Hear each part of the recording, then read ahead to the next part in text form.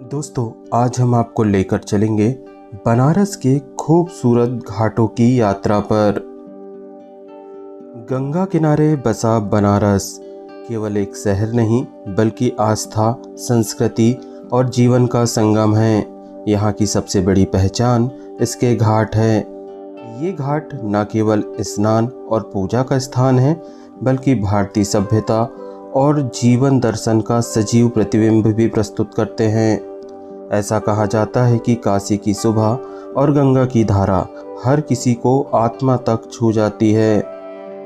हमारी शुरुआत होती है मणिकर्णिका घाट से।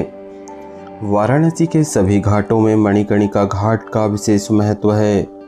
इसे मोक्षदायिनी गंगा का सबसे पवित्र घाट माना जाता है।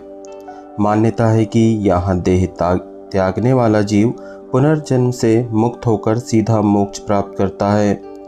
यही कारण है कि यह घाट दिन रात निरंतर जलती चिताओं के लिए प्रसिद्ध है। हिंदू मान्यताओं के अनुसार मृत्यु एक अंत नहीं बल्कि एक नई यात्रा की शुरुआत है। परंतु काशी में मृत्यु और विशेषकर मणिकर्णिका घाट पर दाह संस्कार होने को मोक्ष की प्राप्ति माना जाता है।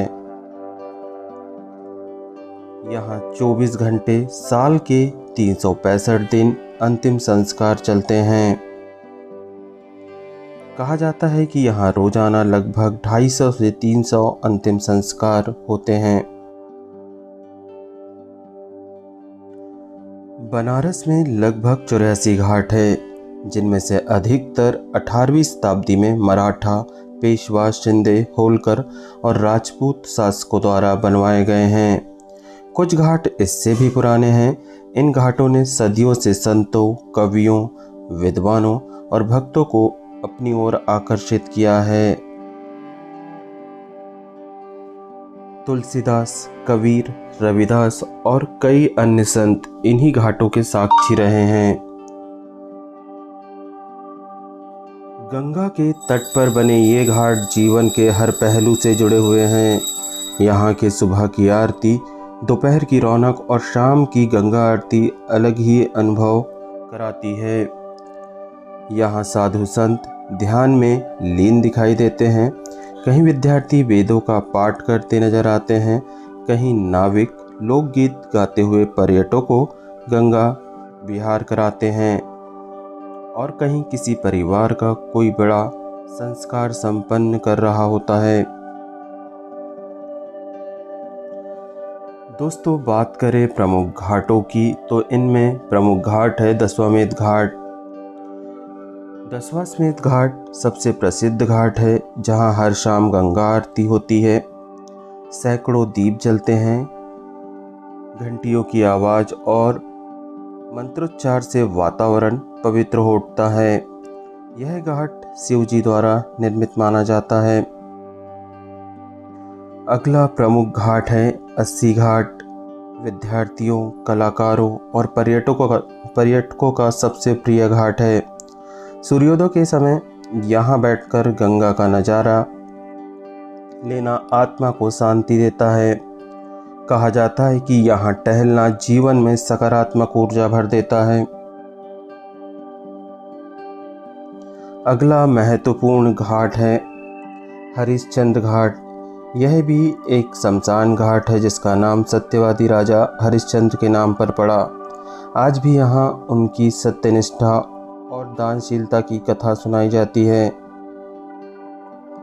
इसके अलावा दोस्तों, प्रमुख घाटों में राजा घाट और दरभंगा घाट शामिल है। ये घाट अपनी राजसी भव्यता और स्थापत्य कला के लिए प्रसिद्ध है। यहाँ बने पुराने महल आज भी यात्रियों और फोटोग्राफरों को आकर्षित करते हैं।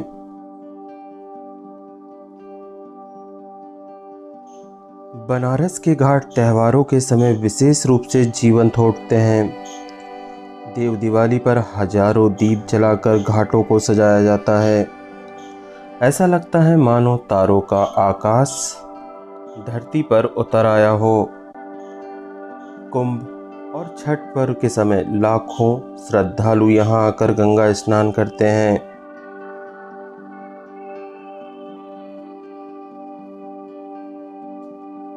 दोस्तों, बनारस का इतिहास लगभग 5000 वर्ष पुराना माना जाता है। यह दुनिया के सबसे पुराने लगातार बसे हुए शहरों में गिना जाता है।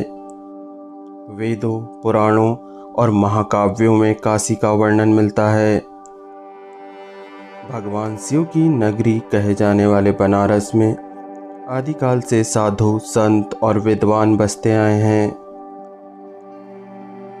दोस्तों, बनारस को मोक्ष की नगरी कहा जाता है। यहाँ का सबसे प्रमुख मंदिर श्री काशी विश्वनाथ मंदिर है, जहाँ विश्वनाथ रूप में भगवान शिव स्वयं विराजमान हैं। गंगा तट के घाट आस्था का केंद्र है। यहाँ स्नान करने से पापों का नाश और पुण्य की प्राप्ति होती है।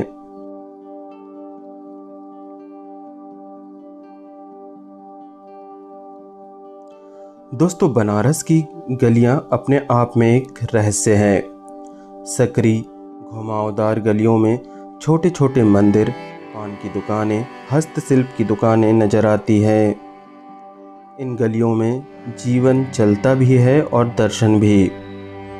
यहाँ हर मोड़ पर लोकगीत, शंखनाद और घंटियों की ध्वनि सुनाई देती है।